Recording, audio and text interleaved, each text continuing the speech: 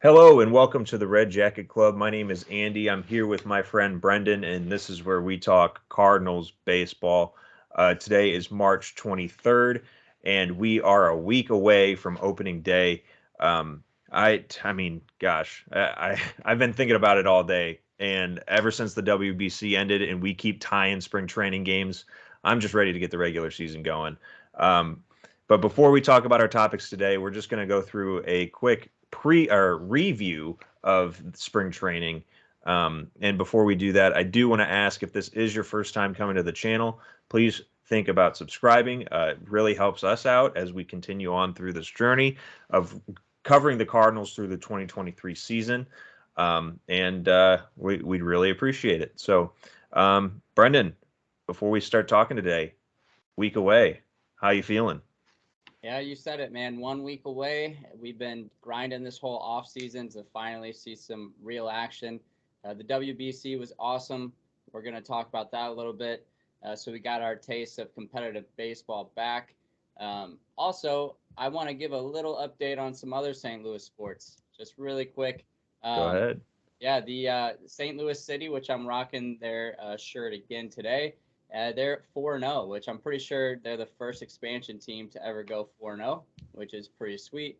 And then the Battlehawks, who I haven't paid as much attention to, they are 3-2, tied in the XFL North with the Seattle Sea Dragons. So, but other than that, man, just excited. Baseball is a week away, and I'm sure all the veterans in the clubhouse, or really everyone in the clubhouse, is just ready to get to the regular season because these last 7 days are really just like don't get hurt, which Hmm. sucks for Reese Hoskins, but just Yeah. don't get hurt. Everyone stay healthy, and then get ready for that opening day. Yeah, and it's a slog for fans. I mean, hell, we've like you said, we've been waiting for it since frickin' the beginning of October when we got cut short last year. So, Mm. I'm excited. I'm happy. We got some New Jersey items for our team, which is pretty exciting. That's getting me going. Show it up on the screen real quick. I threw it away. Oh I'd have to man, get up to too get sweet. it. We'll have to show it next episode. Yeah. Hopefully when the jerseys come in. But Oh yeah, I mean that's a little bit of ways. I don't even think we know a schedule yet or anything like that, do we? no, no, they like Yeah. to So make us wait for that one. So I know there's a whole lot of waiting, and I'm tired of waiting. So we'll just keep talking. And to start off, we do have some Cardinals news to get into the news. Unfortunately, again, as we said, this whole week is meant to stay away from injury, but it turns out that we are not going to have Adam Wainwright start opening day, which is very unfortunate, obviously, due to the fact that this is his last season with the Cardinals. There was a report today that Adam Wainwright suffered a groin injury while in the weight room during the WBC. Um, I guess it was just a typical workout. Did tweak something, and they aren't confident that he'll be ready. It sounded like Ali Marmol said he would be out for a couple of weeks or several weeks or something like that. That also comes along with the news that Wilking Rodriguez, one of our Rule 5 draft pickups, is also on the IL. And so it's just, I don't know, it's unfortunate. I really was hoping, even though we had questions. I mean, there's nothing like the guy who's supposed to be going out with a bang. It just seems like there's a little bit of struggles coming into the beginning of the season, partially his ability to pitch, and now this. It kind of stinks for the old man. yeah, well, when we did the Josh Jacobs interview last week, he mentioned he had that controversial article about Wayno retiring after the WBC, and now the age really is showing. Even though he did have a pretty solid outing, or a couple outings at the WBC, you know, it still is a little worrisome. If you're just getting hurt while you're in the weight room, what do you I don't know how does that happen, kind of thing. But Hmm. I am confident he'll come back decently soon. I mean, it's just the 10-day IL for now, I guess. But Yeah. and then as far as Wilking Rodriguez, this was a guy that I was pretty excited about because he's a big strikeout potential guy for us. had a decent spring training, I guess. I mean, he only had 6 1/3 innings. He gave up three earned runs, 6 strikeouts in that span. So not a huge sample size, but he definitely passed the eye test whenever I saw him throwing off the mound in spring training. I thought he looked really good. So he is someone I still have my eye on, but I think it was like what, right arm inflammation. So like that's Yeah, I don't know. not It good at it didn't. Yeah, I don't know. yeah, not good But at all. neither of them, I don't think, though, you like you said, are going to the long term IL. It's several weeks, I think, for both of them, which still holds the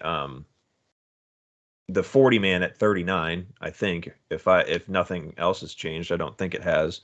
And at this point, I think most recent moves being Dakota Hudson and Matt Liberatore going to minor league camp, um, still holds the spring training roster at 41. So there's still some decisions to be made. There's sorry, That was I don't. some loud thunder. Yeah, That I was thunder. like, I thought it was a car accident for a second. I was like, holy crap. All right, train of thought, trying to get back into it. Um, so there's 41 players on the spring training roster as of date of recording, and that still leaves open one spot for a particular young man, Jordan Walker. He's still got an ability to make this team. I think that he's got a good chance. But before I get too far into it, we'll start our segment, Jordan Walker Watch.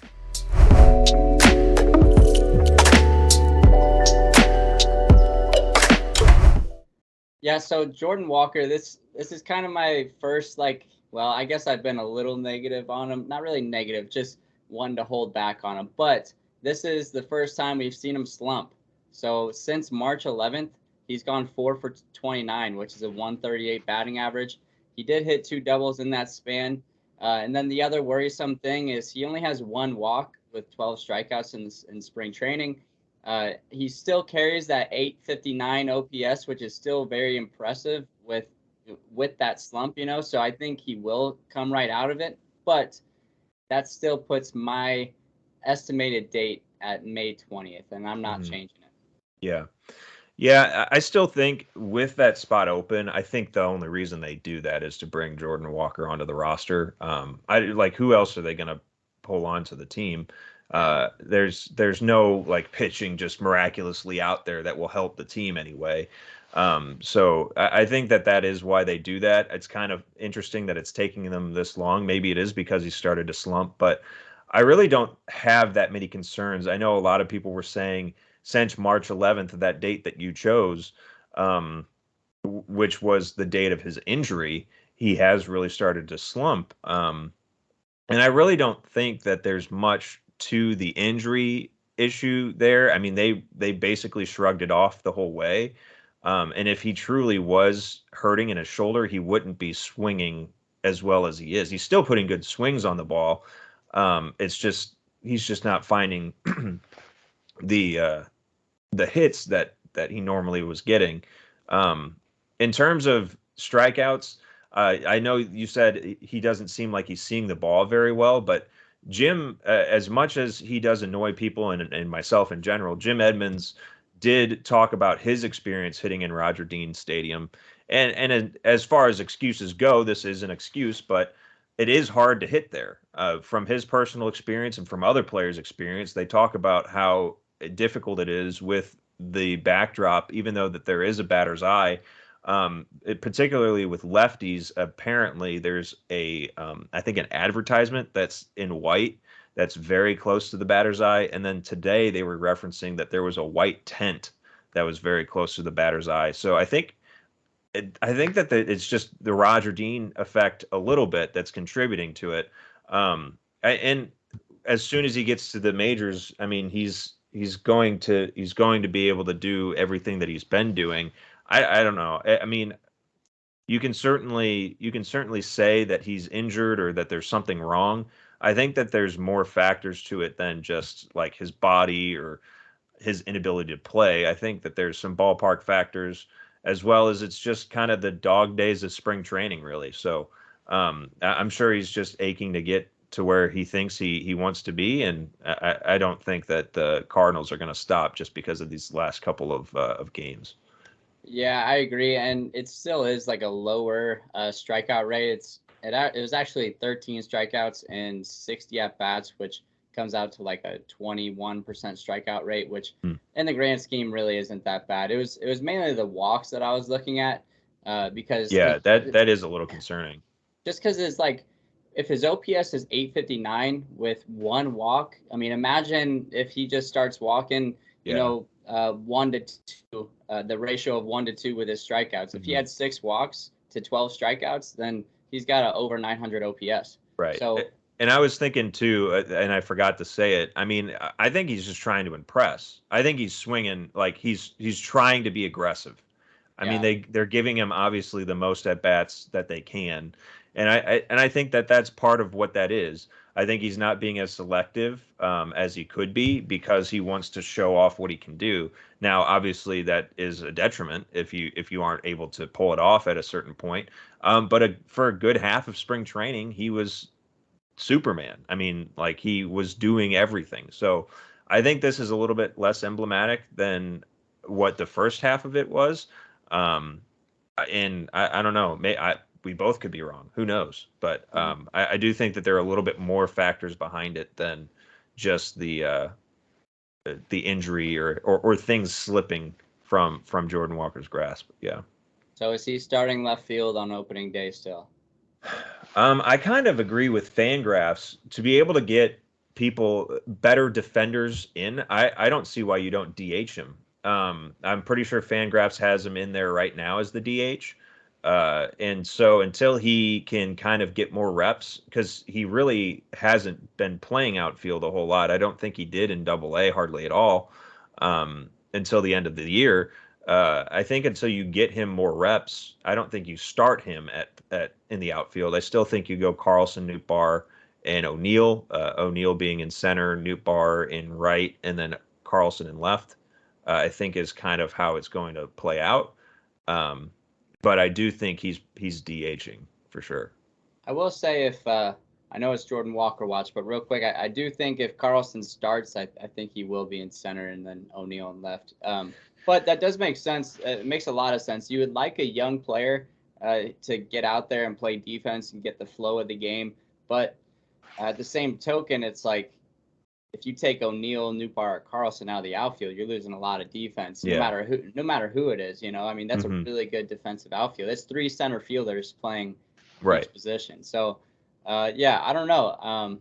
I sure hope he makes opening day. I hope he's our DH. But personally, what I think is I still see him spending some time in AAA, proving that he is the guy, and then coming up on my date of May 20th. Yeah. Yeah, I don't know. We'll have to see. It's going to be interesting. There's still a week left, so there's a lot of time for their decision to be made. I don't know who else, again, fits into that spot. Um, and I don't think, other than Paul DeYoung going But down, DeYoung's hurt, so who's going to be our backup shortstop? You think? um, I think you kind of work around that with bringing up somebody probably like Kramer Yeah, Robertson. yeah, yeah. That makes Um, sense. and what I'd really like, and what's unfortunate, I mean, I'm pretty sure they played. I think in preparation for that, they played Taylor Motter at shortstop one day.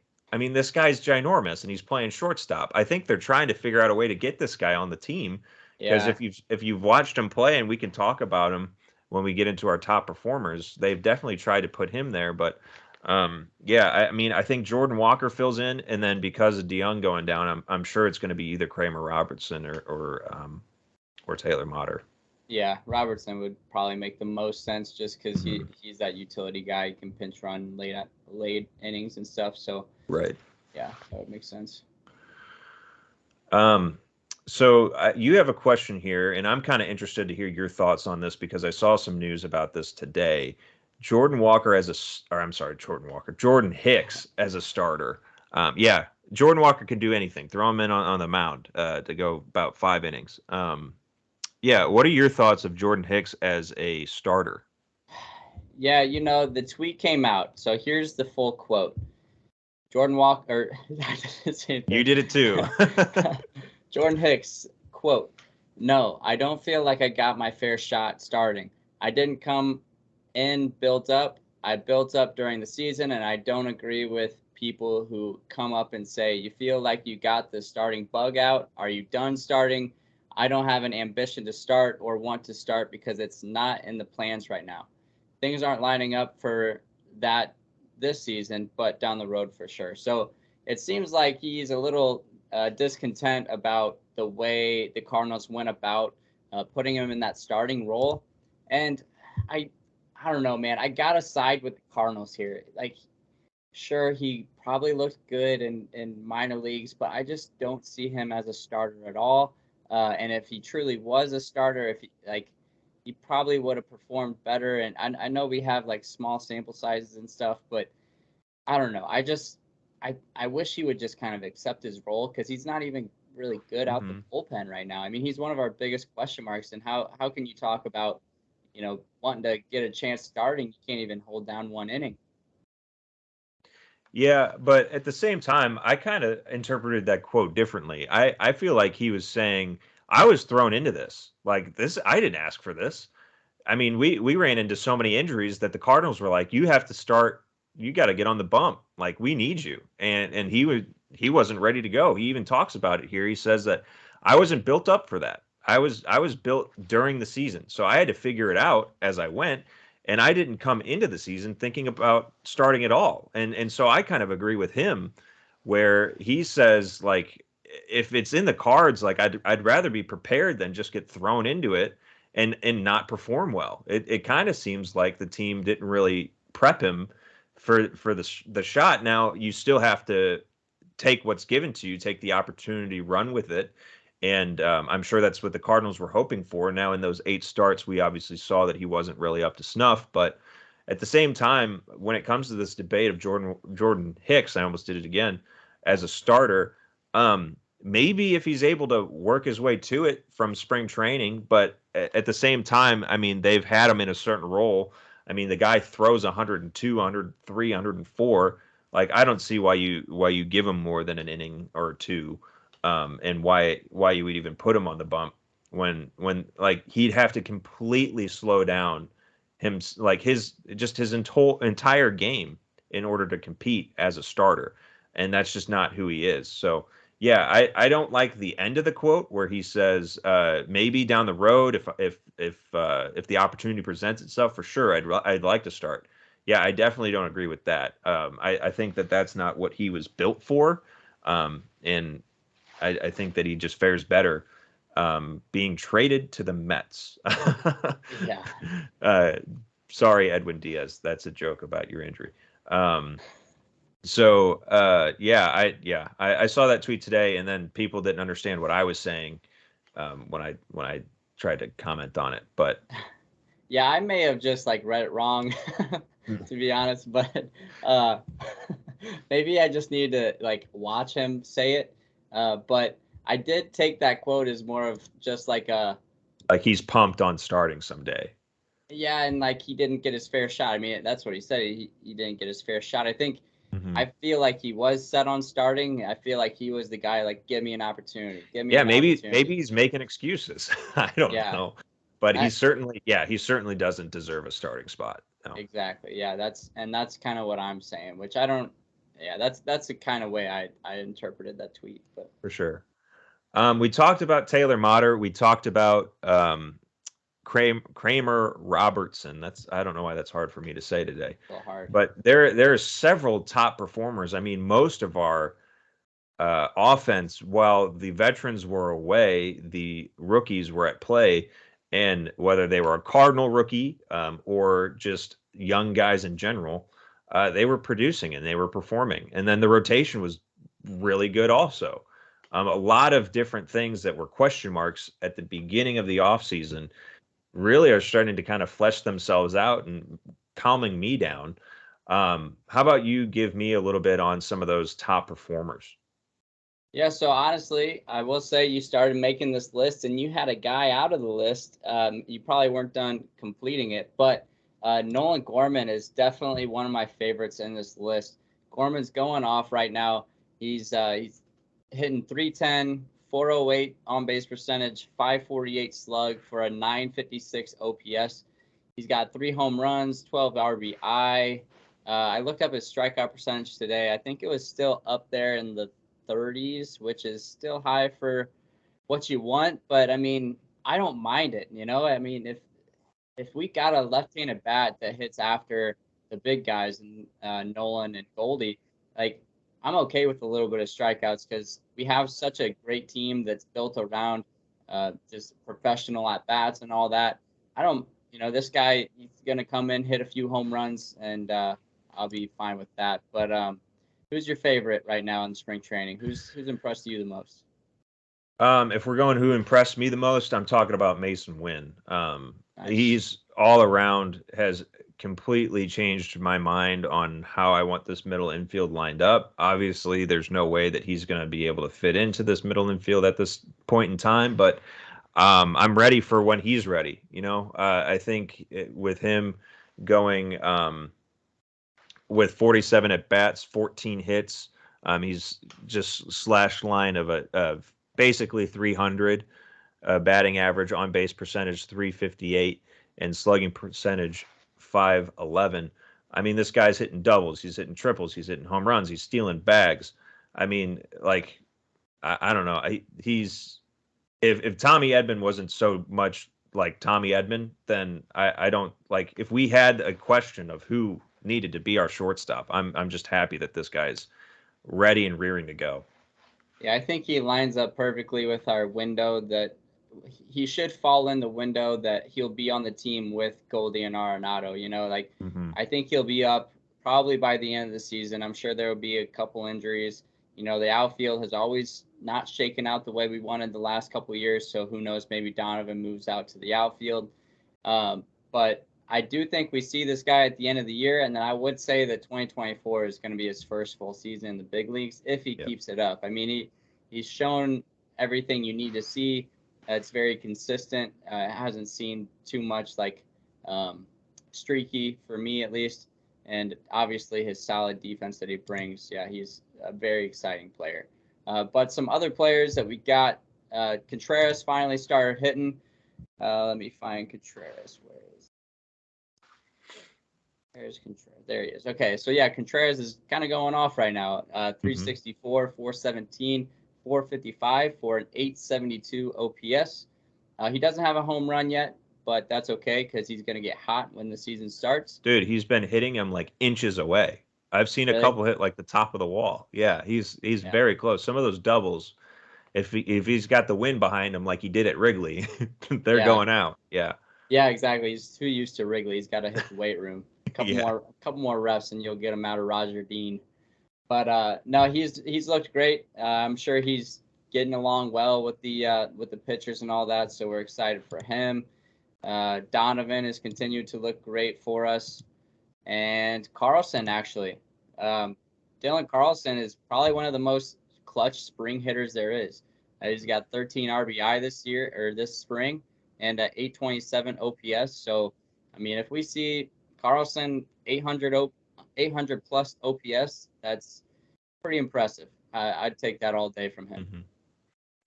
Yeah, for sure. And now that we're talking about him, and we had mentioned it before, the reason I don't think Carlson will start in center field, even though I'd rather he would, they haven't been playing him there. They've been playing him right field, left field, DH. Like they've basically been avoiding him in center field, which is a completely different tone from the front office, obviously, since the trade deadline and the Soto fiasco and everything. So even though they build him up as being a guy who is going to be their center fielder, he's going to be a tent pole in the outfield, and then completely just clipping his legs out from under him and taking all that confidence away. You're right. He's still performing. I mean, the average is a little low, but at the same time, when it comes to batters or runners in scoring position, he's hitting everybody in. He's got 13 RBI. He's got 2 doubles, 3 home runs. Like, in some of those home runs, he's really getting into the ball. So with all those comments about him bulking up over the years or over the off season, and him not being big enough during his rookie campaign and everything. I think he's another person that I really like, kind of just defying what the front office is doing to him. As much as we are front office apologists, they kind of have slighted him a little bit, and he hasn't taken it. So that's really cool to watch. Yeah, you just gotta hope to go off when the season starts, because unfortunately the front office will have a pretty short leash, and I mean we have so much depth, man. That Yeah, man, if you slip up if you have a one bad month, I'm sure you're gonna be lucky if you see consistent playing time after that. right. Yeah. So moving on to some of the pitchers. So we talked about earlier about how Adam Wainwright went down. So who's his replacement? It sounds like Jake Woodford is the guy that's going to take that five spot in the rotation. He's impressed a ton this spring. 17 and 2/3 innings with 18 strikeouts, only 4 earned runs, which equals out to a 2.04 ERA. He's looked great. We like him a lot. Steven Matz has also looked great. He threw 6 innings today, 5 strikeouts Yes. or something like that. Yep. Yeah. He's got basically, I mean, very similar stats to Woodford. 17 and 2/3 as well, 17 Ks with a 1.53 ERA. So those are two pitchers that have really impressed this spring. And the rotation was one of the most question marked things that we had. And if those two guys keep up what they're doing, then I mean, who knows? Maybe Jake Woodford and Steven Matz are our 1-2. Never would have guessed it. Never would Never have. would have guessed it. I mean, you can't really count Jack out or Michaelis out. Yeah, right. Of With course. Michaelis being away, there has been a lot of focus on Woodford, who deserves it. Like you said, 18 strikeouts, 2.04 ERA. I mean, the guy has been what we've been asking for, and what we've been asking the front office to go by. He's been sitting right there. I mean, obviously it didn't present itself last season, but I mean, he knows, just as everybody on this pitching staff knows, is that there's potential for any type of injury. You hope it's not Adam Wainwright, because he's a pretty big force of morale in the clubhouse. But um, if somebody goes down, you got to be able to fill in that role, and it seems like he's going to. I don't think that he's. I mean, maybe if he continues, he could climb up further in that rotation. But I like it. I like Michaelis. I like Flaherty. I like Matz. I like Woodford. I like Montgomery. I think this is a solid rotation. Something that, like you said, like we've been talking about, had so many question marks. They've basically answered all the questions. Jack Flaherty is maybe he's struggled a little bit, I think, in recent games, but he's still got 14 strikeouts. He's still Jack. So I mean, I think that we're set with a pretty decent pitching rotation. If they're healthy for half the season, and we just pick pieces together or find something at the deadline, I think that we're heading into a good season with the rotation that is showing itself in spring training. Yeah, and my only concern with Jack is he's given up 22 hits in 16 innings. So he has gotten hit around quite a bit. But then I was also going to ask, Andre Palante only has 3 innings this spring. He threw for a WBC team, didn't he? He played for Italy, yeah. Yeah. Do we know if he threw at all? I can't remember how or strict the Cardinals were, but I remember Italy telling the Cardinals that like they couldn't let him pitch, or they didn't want him to pitch, so that's why he didn't pitch hardly at all this spring. I think he just did like backfield assignments and stuff. Yeah, I don't know. I would like to find that, but I don't know. It'd probably take a while to find it, but yeah. I guess. Oh, and one more pitcher actually that I wanted to mention that's really impressed this spring is Zach Thompson. So there's a lot of talk about him because he hasn't given up a run in 9 1/3 inning. He's got 9 strikeouts and just seems like a type of guy, lefty out of the bullpen, throws hard, big looping curve that could potentially just be one of those bullpen pieces that we are looking for. So, Is he on the 40 man right now? oh yeah, he's a 40-man guy for sure. Okay. Perfect. I can't ever remember. Pitchers, man, there are too many of them. They're all over the place. But Yeah. speaking of pitchers, I guess we can start there when we talk about who's underperformed.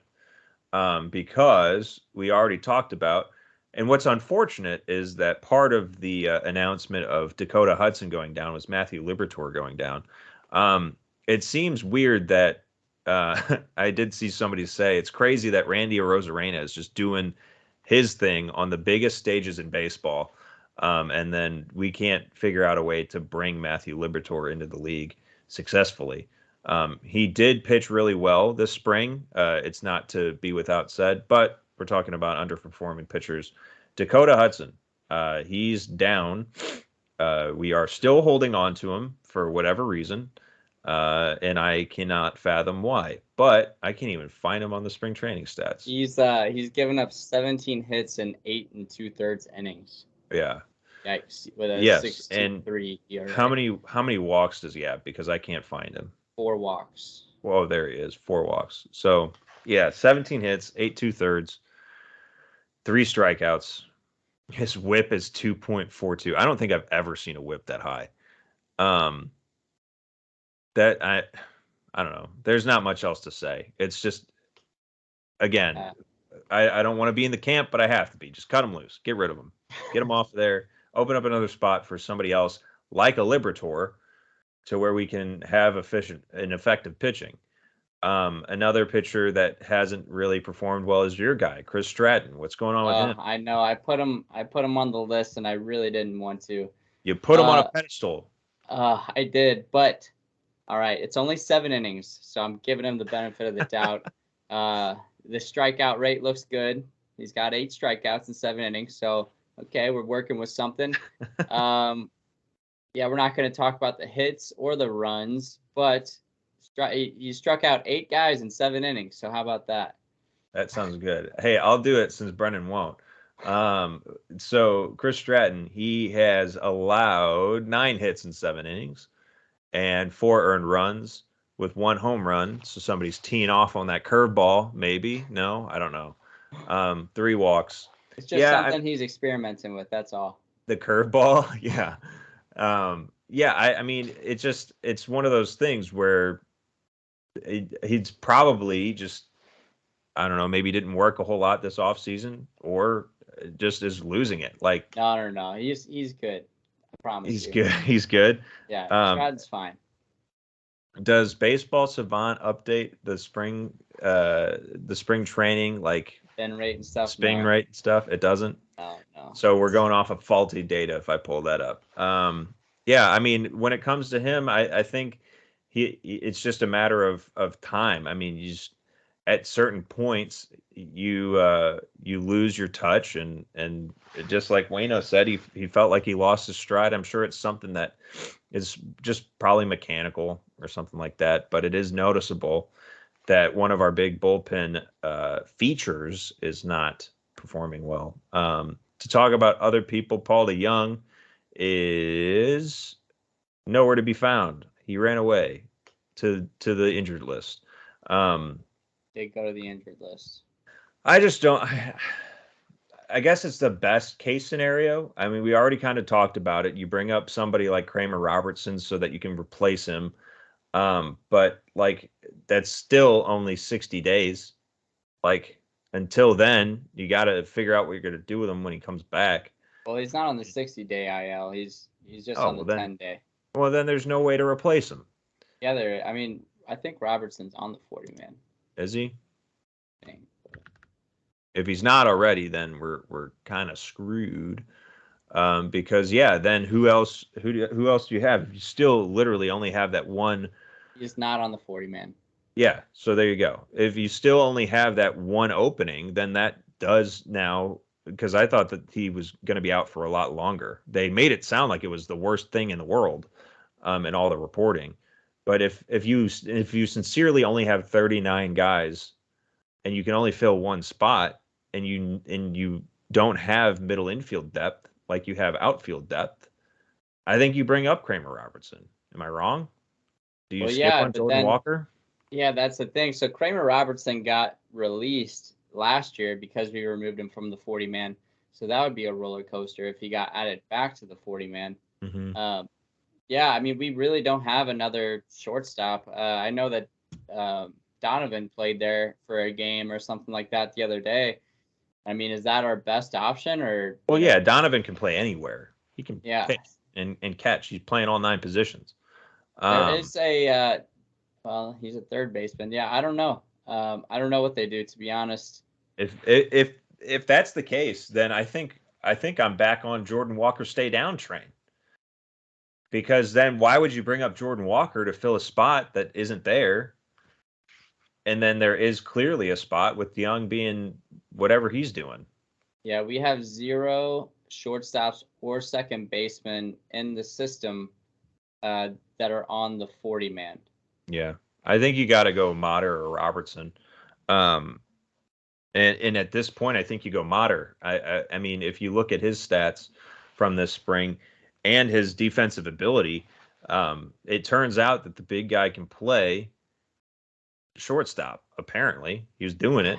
I don't Um, know. I don't see it long term though. I mean, no, well, it's not long term. as a backup, yeah.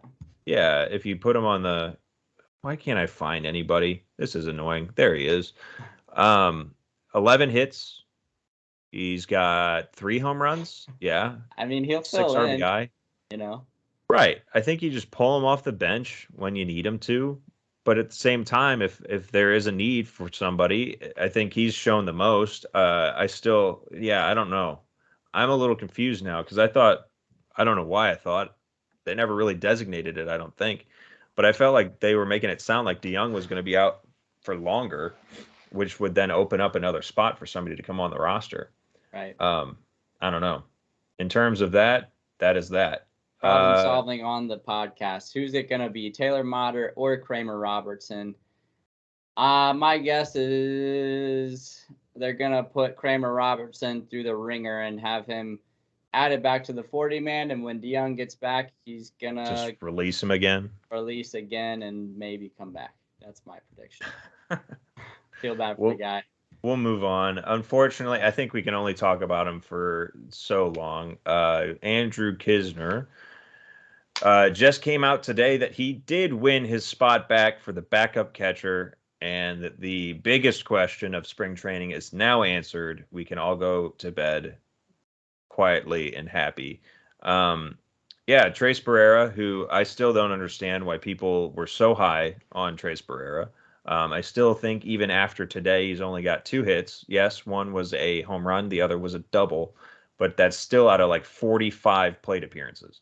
Right. They're both hitting below 200. Andrew Kisner's way below 200. But like there's still nothing that Barrera brings to the table in terms of familiarity with the staff. And I think that's Kisner's biggest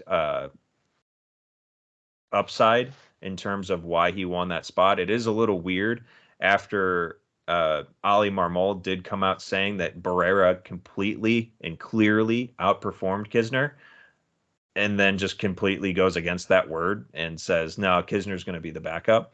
Not sure what that thought process is. But I think, again, are you willing to kick off Kisner, a 40-man who's on the 40-man roster, for Barrera, whose talent is just not there? So Right. I think apparently they've shown that they weren't able to do that. And like I said in one of my tweets today, Kisner has more familiarity with this pitching staff than even Wilson Contreras. So I think that, and his defense is fine. I don't know why people don't really like him behind the plate. I think he's pretty good. He's got a strong arm and has adjusted to the position well. I think he was a third baseman, now catcher. Yeah, that is that. Yeah, we don't have to talk about this very long, but it really didn't make sense. Maybe it was just Ali Marmol wanting to push Kisner a little bit, and then I think Cardinal fans just got excited seeing a different face, which I understand. I get it, but it made no freaking sense Yeah. to remove Kisner and add Trace Barrera. Like, no, that doesn't make any sense at all. Don't mess with the roster when you don't have to. The difference between the 2 backup catchers really shouldn't make a big difference over the full season. So that was just silly in my opinion. But Yeah. so the other thing that I found really interesting that I was looking at today, and I do want to preface this whole conversation. I probably should have said it before. This whole conversation, it's all spring training. None of this really matters. I mean, it does, but it doesn't. But something I found interesting is that the Cardinals were actually plus 34 run differential, and that is the most for any team in spring training. They also have the best winning percentage for any team in spring training, and they just broke a record for three ties in a row, which is pretty sweet. Yeah. And then when it comes to pitching, we're tied for second in ERA, so that's always good. But we're 20th in OPS. The thing is like I said, spring training really doesn't matter that much, but it does say something about your organizational depth. You know, I don't think anyone is going to the field every day like, oh, I don't care if we lose. You know, I think everyone wants to win. And I think those young guys are obviously trying their best. So the fact that we do have the best run differential and the best winning percentage, it says something. You know, it's not completely useless. Right. Yeah. And I think when you think about it, the Cardinals sent the most players to the WBC. Um, Yep. so even further into the depth question, I mean, you have players out there like Taylor Motter, which where the hell did he come from? Looks like he came from the woods chopping down trees or something like that. Kramer Robertson, he's been playing well. Um, Mason Wynn, who's been just lighting everything up. Uh, Brendan Donovan, who he's established, he is a Gold Glove winner, but at the same time, like sophomore slump, he says heck no. So other players have really come out of the woodwork to prove that they are worth a spot on this roster, and I think it shows in those results. And like you said, it goes a lot to our depth, and it only just makes Ali Marmol's job a lot harder. Definitely. I was stuck on the Taylor Motter question. Where did he come from? And if you're really curious, I'll tell you. Yeah, He give it to me. Okay, I'm going to give a little history. I'm going to run through it really quick. 2016, he gets called up with the Tampa Bay Rays. 2017, he goes to Seattle. In 2018, he split time between Seattle and Minnesota. 2021, I don't know what happened in those 2 years of absence, but in 2021, he went to Colorado and then got traded or something, went to Boston, and then last season he was in Cincinnati. So if journeyman was a definition, if it was in the dictionary, which I'm sure it is, I mean, Taylor Motter's face is the one that pops Just up. right there. Yeah. Yeah. Yeah, he's been all over the place, and So he curious. he learned something, man. I mean, he's surprised the heck out of me, and even when he plays third base, he's making crazy plays. So I don't know. I hope that he's able to find a spot if it's not here. He's obviously shown that he's worth playing in the majors. So he's a guy. Um, well, it came and passed. It did not go the way that I thought it would go. I think I did predict who would be in the final, but I definitely didn't think that they would lose. Of course, I'm talking about the World Baseball Classic. It is now over. It finished on Tuesday night. Japan beat Team USA in one of the. I mean, I didn't think that it would really be a big upset, but it seemed by every Twitter poll and every commentator, even David Ortiz was high on Team USA winning. Um, Everybody thought that USA was going to win, and I thought that when I heard that Merrill Kelly was the pitcher that was going to go up against Japan, I thought it would be a worse contest than it came out to be. But yeah, I mean, what are your initial thoughts? I haven't even really got to talk to you about it. Where were you for Tuesday night's game? Yeah, I was just laying in bed, watching the last, everything. I watched the whole game, and Yeah. I do want to say, man, what a beautiful sport that we have. I mean, I think that at bat is going to go down in the history books of one of the coolest at bats that the world has ever seen. You get Hmm. two superstars, two of the best to ever play, on the same platform in one of the most stressful situations. The U.S. is down 3-2. Bases are clear because they just had a double play. There's two outs. Shohei Ohtani against Mike Trout. guess what else happens? Then it goes to a full count. It's Yeah. like full count, down by 1. Like there were 2 outcomes that at bat could have gone. It was Mhm. either Mike Trout hits a home run to tie the game, or Shohei Ohtani gets that strikeout to end the game, or home run to tie it. Did I say that right? Yeah, you did. Okay, yeah. So there are only 2 outcomes, and obviously Shohei won that battle. But man, what a crazy game! I said pretty early that I underestimated Japan.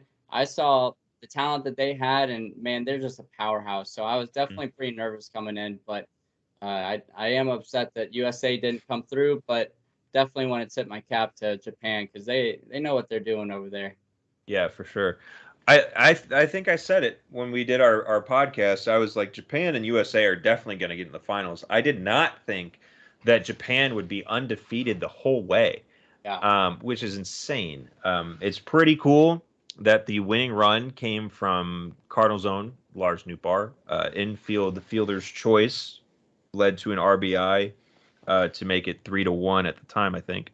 And uh, and so yeah, it was a really magical um, tournament. And you're right, it is crazy that two of the best players to ever play this sport to this point came up against each other. And I mean, the whole time I was rooting for Trout, but the whole time I also knew that he was not going to touch one of those baseballs.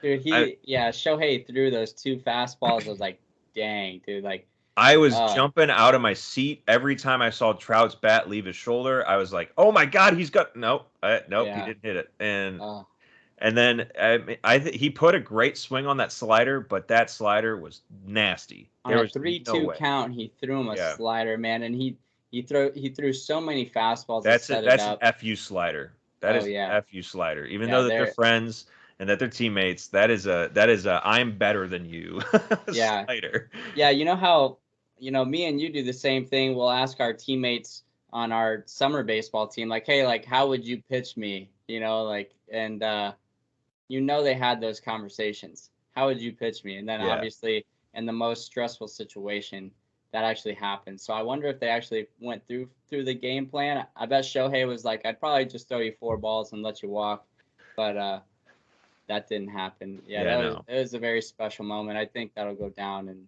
the history books. Yeah. What's unfortunate though is Team USA when it came to the final game just decided not to hit. Both runs came on home runs. There was nobody on base. So it was clearly a game where it just wasn't wasn't any offense on USA's side, and notably that came from unfortunately Arenado and Goldschmidt.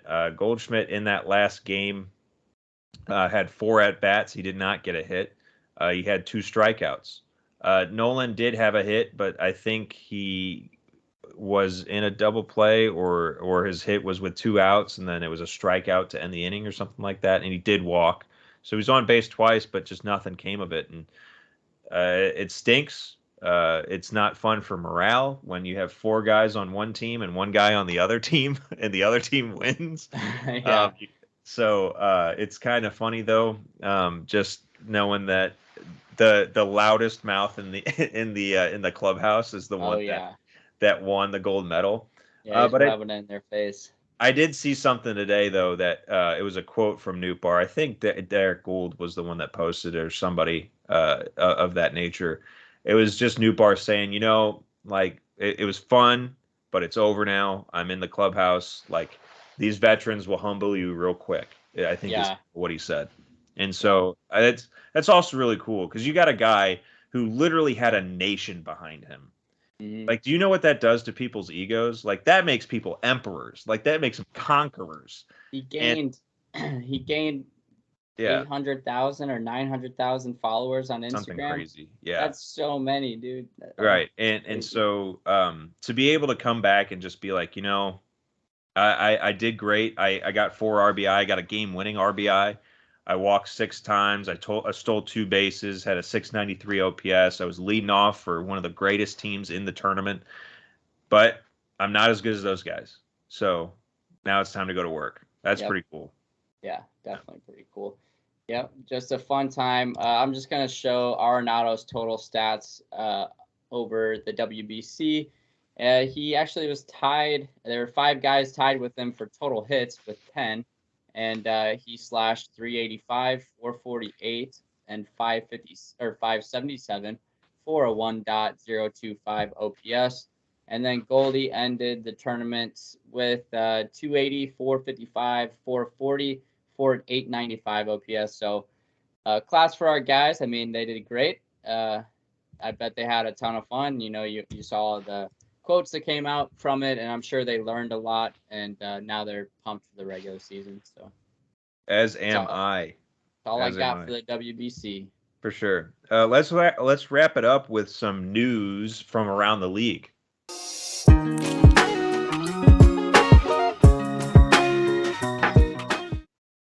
So the rules, it really aren't that big of a deal. They're not huge rule changes. They're just small tweaks.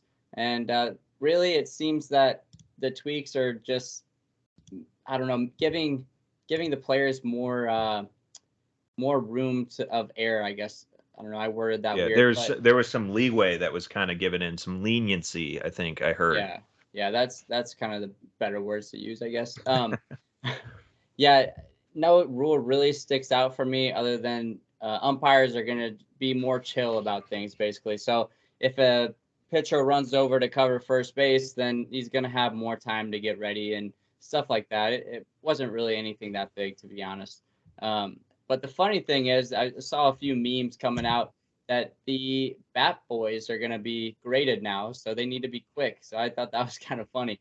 Hmm. Here's the rule. It says bat boys and bat girls will have standards applied to their responsibilities of retrieving equipment from the field of play. As part of the pace of play efforts, the league can ask clubs to replace them if they are deemed not quick enough. So 40-yard dashes are going to start to be recorded for the bat boys and bat girls. They're not under a 4.7, then no longer have a job. Got it. Got it. Yeah. Yeah, let's get the Bat Boy and Bat Girl combine going. Yep. Let's see what their vertical is, just to make sure that they can hand the umpires the baseball fast enough. Yeah. Yeah, it's good. I figured, and I think Jack Flaherty was on the call, if I remember reading correctly, when it came to these rule discussions. And it sounds like you just said, they're just going to be a little bit more lenient, which is likely what the plan was all along. But if you remember, just a couple weeks back, it was so jarring just to watch everybody get rung up immediately. Yeah. And so it sounds like they're going to give a little bit more leeway to what kind of stinks is that it's more to the pitchers than to the hitters, but I'm sure hitters will get a couple more seconds or so um, when it comes to pitchers getting ready or whatever. It'll even out in the end. But yeah, I hope that they continue to kind of relax a little bit, as it was a little much when these rule changes started in. But in terms of rule changes, again, I think we can definitively say through this spring training that averages have gone up, base stealing attempts have gone up, even just by the eye. Like, you don't even have to look at statistics; you can tell that these things are just happening. And so it's really neat to see that even though it's only been spring training, everybody's benefiting from it. And it seems like it's going to just continue to create more offense into the regular season, which is exactly what the game needs.